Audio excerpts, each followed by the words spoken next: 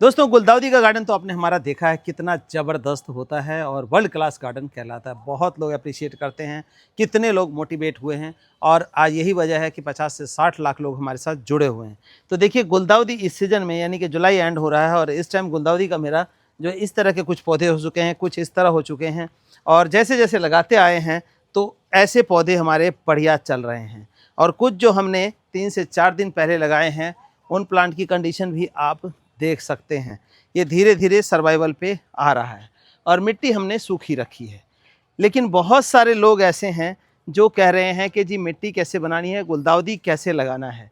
तो इसी को देखते हुए आज का जो मैंने वीडियो मैं बनाने जा रहा हूँ, वो सिर्फ़ इसलिए बनाने जा रहा हूँ कि आप लोगों को इसकी मिट्टी का ज्ञान हो जाए, क्योंकि बरसात का सीज़न है और ऐसे में बारिश जब लगातार पड़ती है और मिट्टी अगर वेल ड्रेन ना हो गुलदाउदी की, तो गुलदाउदी सूखने के कगार पे पहुँच जाता है। तो ऐसे में हमें मिट्टी कैसे बनानी चाहिए, मिट्टी का ही जो गणित है यानी कि मैथमेटिकल है, वो देखने की ज़रूरत है ताकि हमारे पौधे सारे सर्वाइव कर जाएं। अगर इस तरह के देखिए मिट्टी सूखी रहेगी और इस तरह पौधा रहेगा तो इसमें कोई घबराने की बात नहीं कि मेरा पौधा सूख गया। देखिए ऐसे अब पानी की ज़रूरत है इसको, अब पानी हम इसको देंगे ताकि पौधा हमारा सर्वाइव करे। रोज़ रोज़ पानी डालेंगे तो पौधा बिल्कुल सर्वाइव नहीं करेगा। तो आइए जानते हैं हम इसकी मिट्टी कैसे बनाएंगे, क्या क्या सावधानियां बरतेंगे कि हमारी तरह का ही जो बेस्ट गार्डन है वो आपके घर में भी बन पाए। तो देखिए मिट्टी बनाने का जो प्रोसेस है उसके लिए मैंने कुछ आइटम्स लिए हैं और गमले का साइज भी लिया है। साथ ही देखिए इस तरह के जो पौधे हैं वो आप हमसे ले सकते हैं गुलदाउदी के, और इसमें मल्टीफ्लोरा, डेकोरेटिव और बहुत सारी जो वैरायटियाँ हैं, स्नो बॉल की वैरायटियाँ हैं, पॉम्पम की वैरायटियाँ हैं, वो सब मिल जाती हैं। देखिए इस तरह रूट से बिल्कुल भरपूर रूट जो है इसके अंदर मिल जाता है। पौधे का साइज़ भी 3 से 4 इंच 5 इंच तक का आपको मिल जाता है। तो ये सारी वैरायटियाँ जो है जो कहीं नहीं मिले यहाँ पर अवेलेबल है और बेस्ट टाइम चल रहा है अभी। आप ये समझिए कि पूरा अगस्त तक आप लगाएंगे, जुलाई अगस्त में तो बेस्ट फ्लावरिंग करेगा, लेकिन सितंबर लगाएंगे तो थोड़ा सा लेट हो जाएंगे आप, पौधे छोटे ही रह जाएंगे, बहुत फ्लावरिंग नहीं आएगी। तो बेस्ट टाइम है इसको लगाने का। तो ये पौधे सभी अवेलेबल हैं। व्हाट्सएप नंबर 9996928517 पे व्हाट्सएप करके गुलदाउदी या मल्टीफ्लोरा या स्नो बॉल या पॉम्पम लिखेंगे, डेकोरेटिव लिखेंगे, सारी जानकारी आपको मिल जाएगी।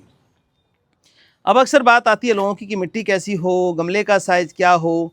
तो सबसे पहले हम ले लेते हैं मिट्टी, क्योंकि मिट्टी जो है पौधों का घर है और घर अच्छा रहेगा तो पौधे अपने आप चलेंगे। अगर घर अच्छा नहीं है यानी कि मिट्टी अच्छी नहीं है, प्रॉपर नहीं बनी है, तो आप बढ़िया से बढ़िया पौधे ले लें, बढ़िया से बढ़िया खाद डालें, लेकिन वो नहीं चलेगा, पूरा रिजल्ट आपको नहीं मिलेगा। तो देखिए मिट्टी कैसी होनी चाहिए, मिट्टी देखिए इस तरह की भुरभुरी मिट्टी होनी चाहिए। ये देखिए जो हमारी मिट्टी बनी हुई है इसका रेशो मैं आपको समझा देता हूँ और क्या क्या डालना है ये भी आपको बताऊँगा, ताकि आप इसी तरह की मिट्टी बना करके और हमारी तरह जो गार्डन देख रहे हैं स्क्रीन पर, इस तरह का गार्डन आप भी ले सकें। क्योंकि गुलदाउदी की जितनी वैरायटियाँ हमारे पास है शायद ही एक जगह पे आपको कहीं मिलेगी। जैसे हमारे पास सैकड़ों वैरायटियाँ हैं, तो नर्सरीज़ में अक्सर जाते हैं तो ज़्यादा से ज़्यादा 10-12 वैरायटी आपको मिल सकती है। हो सकता है कोई 15 भी रखता हो, नहीं कहा जा सकता, लेकिन जितनी वैरायटियाँ हमारे पास है इतनी एक जगह एक स्थान पे नहीं होती है। हमने इसके ऊपर 25 साल से पीछे से काम करना शुरू किया था और अब जो है प्रॉपर तरीके में आ गए हैं और हज़ारों लोगों तक ये पहुंचा चुके हैं। तो देखिए मिट्टी बनाने के लिए हमें 6 भाग मिट्टी लेना होता है, 6 तसले यानी कि तसला है ये, 6 तसला मिट्टी लिया। ये रेडी मिट्टी है हमारी, बिल्कुल देखिए एकदम भुरभुरी है और यही गमलों में भरी हुई है। देखिए एकदम भुरभुरी है, यानी कि सूखने के बाद भी ये पूरी भुरभुरी रहेगी। तो 6 भाग मिट्टी लेना है यानी कि 6 तसला मिट्टी। अगर मिट्टी आपकी हार्ड है तो 1 तसला जो है आप इसमें मिला सकते हैं राइस हस्क यानी कि चावल का छिलका। कोकोपीट बिल्कुल ना मिलाएं, कोकोपीट मिलाएंगे तो आपका जो पानी होल्ड होगा और पौधा मरने लग जाएगा। तो राइस हस्क मिलाइए 1 भाग मिट्टी हल्की करने के लिए, और नहीं इस तरह की रेतीली मिट्टी आपकी है तो राइस हस्क मिलाने की ज़रूरत नहीं है। फिर आपको क्या करना है, 6 तसला मिट्टी लेनी है और ये है लीफ कंपोस्ट। दोस्तों लीफ कंपोस्ट में क्या होता है, सारे माइक्रो मल्टी न्यूट्रिएंट्स पाए जाते हैं। तो ये लीफ कंपोस्ट है, इस तरह का 10 किलो का कट्टा हमारे पास अवेलेबल होता है जो बैक्टीरिया कल्चर में बनता है। इसका टेक्सचर कुछ इस तरह दिखाई देगा दोस्तों, ये देखिए, ये देखिए इस तरह का रहेगा। ये तोड़ेंगे, ये गोबर खाद नहीं है, ये पूरी तरह से लीफ कंपोस्ट है।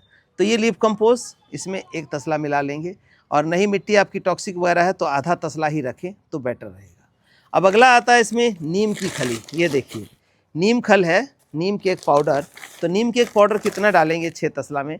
6 तसले में लगभग जो है 1.5 किलो के अराउंड या 2 किलो के अराउंड जो है 6 तसले में नीम की खल यानी कि नीम केक पाउडर हम इसमें मिला लेंगे इस तरह की। ये क्या करता है, हमारे पौधों के पत्तों को शाइनिंग देखिए देगा। जैसे कि सामने देख रहे हैं पौधा, उसमें शाइनिंग आ रही है, पत्तों पे ऐसा लगता है जैसे क्रीम या तेल लगाया गया हो। तो इस तरह की शाइनिंग देता है और साथ के साथ कीड़ों से बचाता है। पत्ता साफ और चमकदार होगा तो फोटोसिंथेसिस उतनी अच्छी प्रकार हो पाएगा। तो नीम की खल आ गई।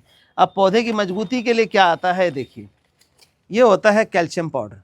बोन मिल डालते हैं लेकिन बोन मिल कई बार नुकसान कर जाता है। कैल्शियम फास्फोरस जिंक के लिए हम बोन मिल नहीं डालते हैं क्योंकि उससे ज़्यादा फंगस आने की समस्या होती है, नॉन वेज टाइप का होता है। तो ये एक पत्थर होता है जिसमें कैल्शियम और फास्फोरस जिंक तीनों पाया जाता है और ये हिमाचल के पहाड़ियों में मिलता है, ये खासकर ब्यास नदी की तरफ। तो उसका पाउडर है, इसको डाल सकते हैं आप। इसको कितना डालेंगे? 6 तसले में लगभग 2 किलो के अराउंड इसको डाल देंगे। इस तरह से मिक्सिंग होने के बाद ये मटेरियल तैयार हो जाता है। अब फंगस जब लगती है, क्योंकि गुलदाउदी बरसात में लगने वाला पौधा है, बारिशें तो अपने हिसाब से पड़नी है, बारिश ना भी पड़े तो मॉइस्चर देखिए कितना चिपचिपा मौसम है, ऐसे में फंगस की समस्या होती है। तो ट्राइकोडर्मा संजीवनी इसके 6 तसलों में 100 ग्राम के आसपास मिला लें, फंगस की समस्या खत्म हो गई। अब क्या होता है दोस्तों कि एक चीज़ है ऑप्शनल। ऑप्शनल क्या है? Soil conditioner.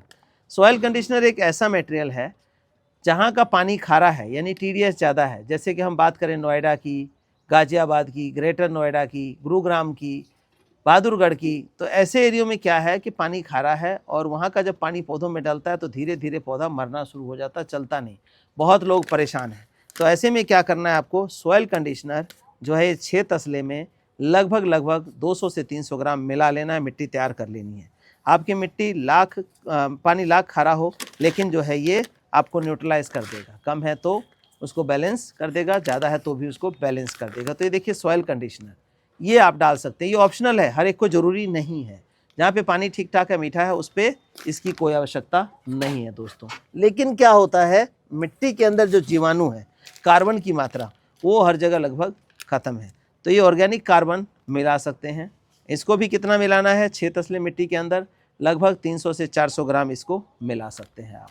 इन सब को मिला करके हम मिट्टी को इस तरह से तैयार कर चुके हैं और कुछ को हमने गमले में भर रखा ऑलरेडी। अभी हमारी मिट्टी पूरी तरह से तैयार है पौधे को लगाने के लिए। तो ये देखिए ये हो गया, अब मिट्टी तो तैयार हो गई। अब बात आती है गमलों की। गमले अगर मिट्टी के लिए तो बहुत अच्छा, नहीं तो सर्दी का टाइम आएगा आगे तो प्लास्टिक का गमला भी आप यूज़ कर सकते हैं। लेकिन गुलदाउदी लगाने के लिए जो स्टैंडर्ड गमले का साइज़ है 8 से 10 इंची बहुत बढ़िया है। 8 इंची या 10 इंची दोनों में से कोई भी ले सकते हैं। इससे बड़ा गमला लेंगे तो पानी की अधिकता होने की वजह से पौधा जो है आपका ख़राब हो सकता है, तो इसलिए इससे बड़ा गमला ना लें। और लेते हैं बड़ा गमला, 3-4 पौधे लगाते हैं, कहीं 12-14 इंची में लगाते हैं, तो उसमें पानी का खास ख्याल रखिए। तो इसको मिट्टी भरने से पहले देखना है कि 8 से 10 mm का सुराख होना चाहिए कम से कम इसके अंदर। तो देखिए सुराख है। इसके बाद ये टिपरी यानी कि टेकुन जिसको कहते हैं, ये हम डाल लेते हैं इसके होल के ऊपर और फिर मिट्टी को प्रॉपर तरीके से इसमें भर देते हैं। ये देखिए अब यहाँ पर भी एक चीज़ आती है, मैंने देखा है कि लोग इतनी कम मिट्टी यानी कि ऊपर से 4-6 इंची जगह छोड़ के इतनी कम मिट्टी में इस पौधे को जो है ऐसे नीचे लगा देते हैं, ऐसे लगा होता है पौधा। अब इसमें क्या होगा कि हवा ऊपर से कट जाएगी, इसकी जड़ों को हवा नहीं मिलेगी, फिर पौधा मरने के कगार पे पहुंच जाएगा। तो ये ध्यान देना है यहाँ पर कि मिट्टी जो है आपके ऊपर तक होनी चाहिए और ऐसे मर जाएगा। दूसरा क्या होगा, ज़्यादा जगह होगी तो पानी ज़्यादा इकट्ठा होगा डालने से भी और बारिश का भी, तो ऐसे में पौधा फिर आपका मरेगा।